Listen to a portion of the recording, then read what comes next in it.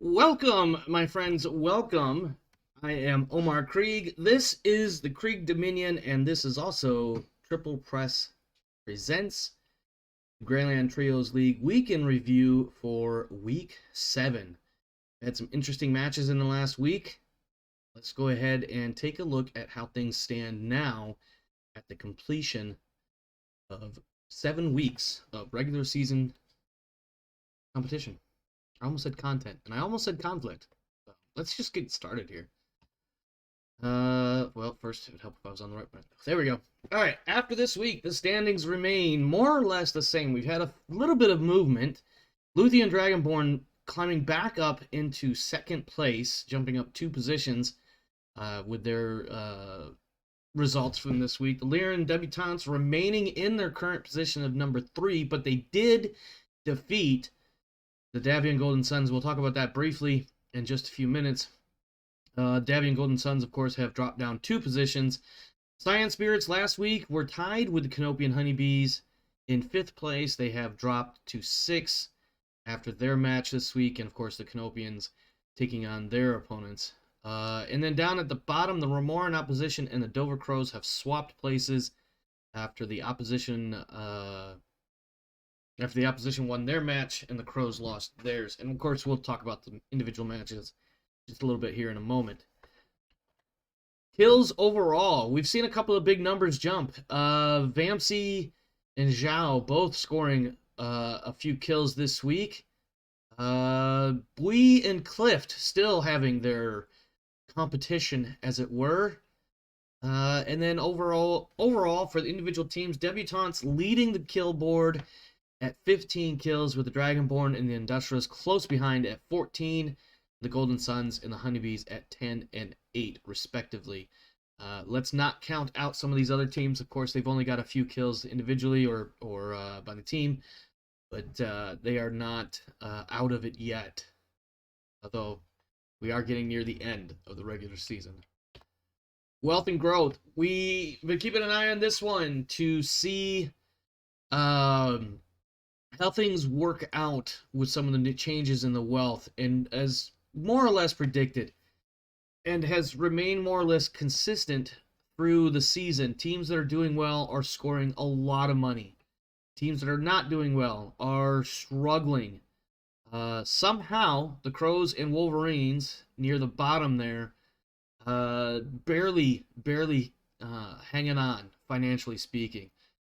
Of financial note, stadium negotiations are currently ongoing for the American Industrialists.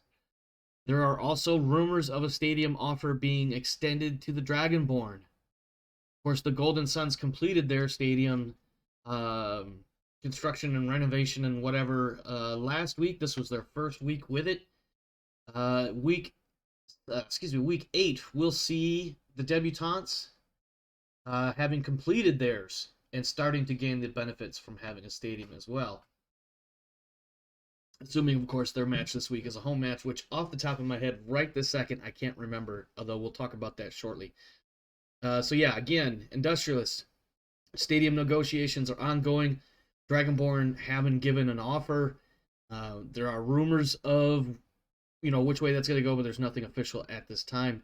And the Debutantes will start week 8 with access to their own stadium, pending, of course, home games in the future. And, of course, those stadiums, for those teams that have them, those teams will be able to benefit from those stadiums in the ongoing seasons as well. Moving on, draftees. We did have a few draftees this week. The Honeybees jumped up several places, having lost 2 pilots and a technician this week. I think that was the biggest hit. In fact, it propelled them up to the top of the board. Off the top of my head, I don't remember too many more people being drafted this week through either really lucky rolls or just not doing well for individual teams. Interestingly enough, the Crows, they're at the bottom of the roster, but that roster is based on points and not so much wins and losses. Recently, the Crows have been having a struggle to get a win, but they have still managed to not lose any of their original team. So we'll see how that plays out for them as the rest of the season continues. Let's talk about the individual teams and their matches. The Canopian Honeybees currently sitting at 4 wins and 3 losses after this week. They fought the Taurian Nationals. Stalkers are going to stalk, but it was the missile-heavy Advanced Griffin that scored the most kills and, as I recall, the most criticals that led to the Canopians getting their 4th win of the season. So they are now at 4-3. Davian Golden Suns, previously undefeated, even on all the technicalities and all the different definitions. Well, screw that. You could smash that Webster's Dictionary. The Davian Golden Suns have been defeated. It is official and undisputable. Indisputable? I don't know. And it was in their debut match for the Skylar Davian Superdome. A shame that their first match was, of course, a loss to the Lyran Debutantes. Excuse me, I keep wanting to call them Dragonborn for some reason. Golden Suns are now sitting at 5 wins, 1 loss, and 1 draw.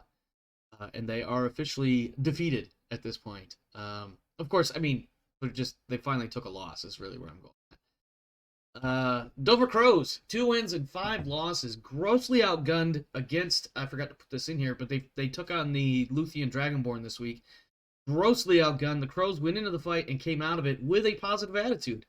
They still lost, just to be clear, but I will say that the Crows, and especially Kenji Tanaka, the manager of the Crows, and my son, who is the player, went into the fight and went in with a great attitude of just, another opportunity to learn stuff and another opportunity to get better at playing the game. So, good on him for that. Unfortunately, it was a loss, but I mean, when your King Crab has more battle value than your entire team, you're pretty well screwed.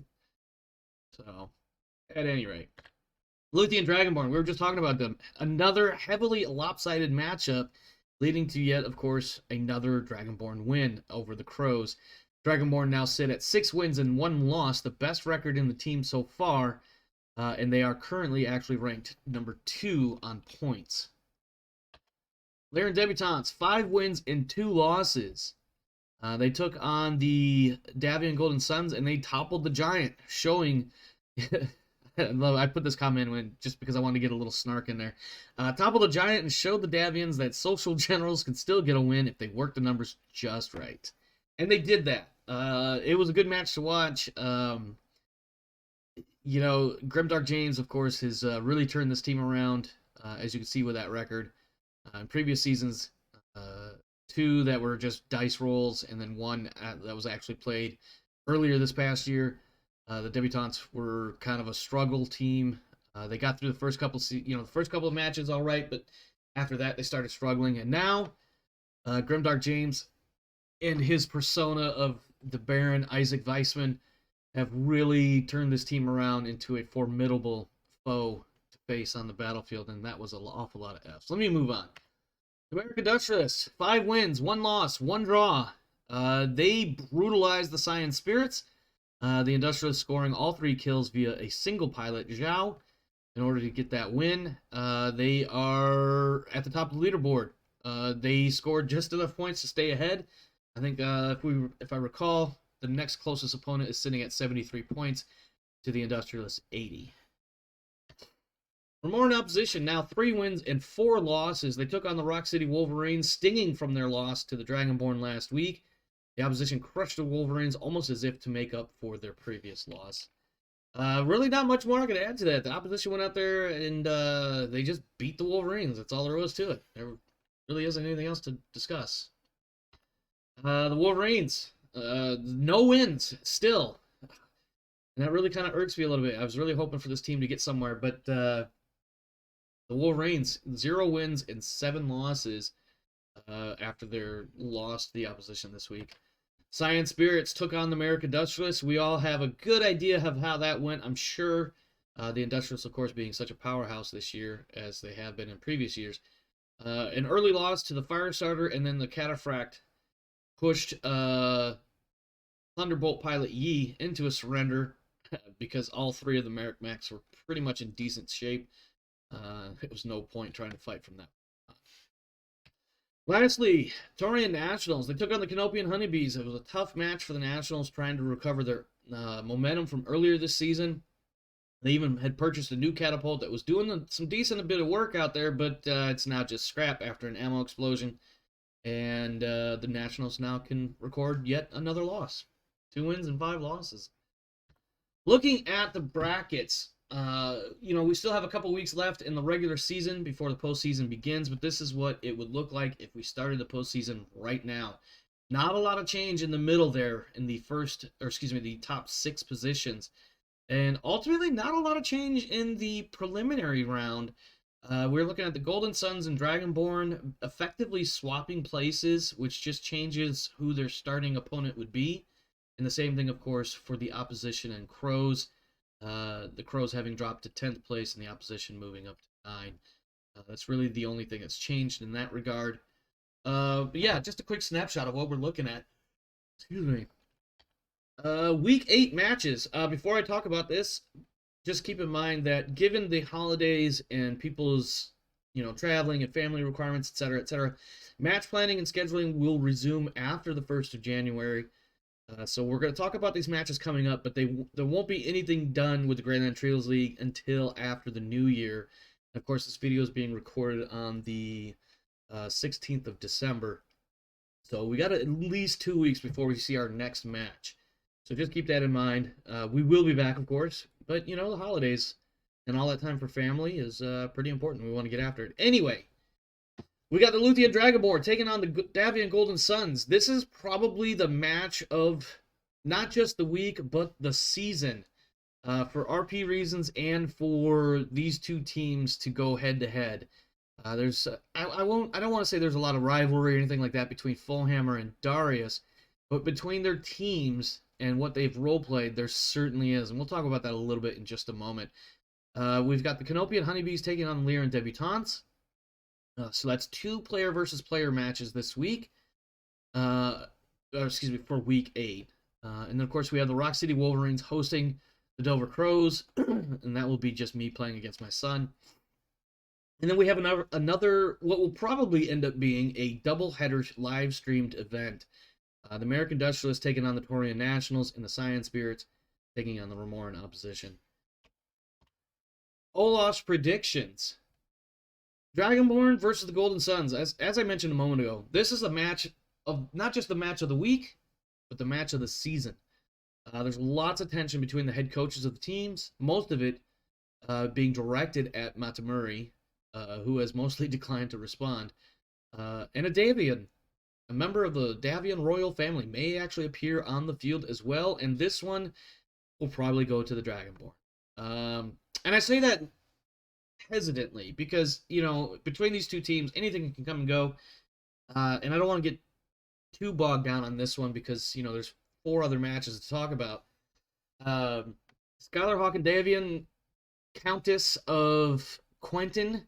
Quentin was recently invaded by the Draconis Combine, supported by the Wolf's Dragoons, and they went ham on their planet, and the Countess is upset, and she has directed a lot of her anger towards the Luthien Dragonborn and Darius Matamuri almost exclusively. The Dragonborn, of course, are a team based on the DCMS, supported by, built by, funded by, etc.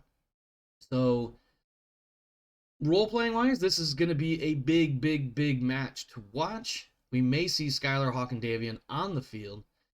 Of course, the Dragonborn also have Liz Matamuri, who is the wife of the coach, Darius Matamuri, who will probably be on the field as well. So this is going to be a match to watch for a number of reasons. Both the players are good and psyched up for it. The role-play has led to this almost climactic Armageddon battle, so it'll be very curious to see how this goes. Our next match, of course, is the Canopian Honeybees and the Lyran Debutantes. This is also a player versus player. Another great match to keep an eye on, and I'm sure both teams are going to have plenty of tricks. In the end, it's going to be really close. I'm going to side with the Debutantes. The Bees are going to look good, though, I'm sure. I don't know what else I can say about that. I think the Debutantes will ultimately win, but I think Luke is going to give Grimdark James a run for his money. We'll see how it goes, of course. The Wolverines versus the Crows, the battle of 2 expansion underdogs, and I honestly cannot pick which one to favor. Obviously, I'm going to favor the Crows because my son is the team player. I always wanted the Wolverines to do a lot better than they have this season, but it just has not worked out for them whatsoever, not even the tiniest bit. which of course makes me want to favor the Wolverines over the Crows because they are the more underdog of the underdogs. But I think ultimately, I think it's gonna be the Crows. The Crows can pull out some really nasty tricks, do something really weird, and just make it work. And I think the Crows will ultimately get the win. Industrialists versus the Nationals. I think this is pretty much a foregone conclusion. It's gonna be the Industrialists. There's probably not even gonna be a question about it. Spirits versus the opposition. Both teams have been neck and neck with each other for the middle ground of the leaderboard. You know, we're talking like 4, 5, 6, 7 as far as ranks. They've been back and forth, you know, literally neck and neck. I think the Spirits are going to have the better cohesion. So I think they are the ones that are going to win. But you know, anything goes at the end of the day, and it could be either team. And they almost have, you know, not necessarily a rivalry between these teams, but they just are constantly, you know, nipping at each other's heels. So we'll see how that plays out. All right, and that will do it for our week in review for Week 8. Just want to remind you again, you know, with the holiday season, family travels, etc., Week 8's matches will not be scheduled until after the new year. But in the meantime, there's plenty of content on the Krieg Dominion, the YouTubes. There's plenty of stuff out there. And you know what? Come down. Join the Discord. Come hang out with us. Come talk to us. We have a new show in the works coming up in January, February time frame. So come and check out what the little bit of information there is on the Discord about that as well, if you like. Otherwise, just stay tuned and keep an eye out for new content coming out soon-ish. We do have, of course, Solasta and Second Star still scheduled to run through at least this next coming week. Or we take a week or two off of that, I'm sure, because of the holidays. But otherwise, yeah, I got nothing. And you know how I am. If I keep talking, I'm just going to be rambling. So stay safe out there, my friends, and stay tuned. More content is coming. Just be patient. Catch you next time.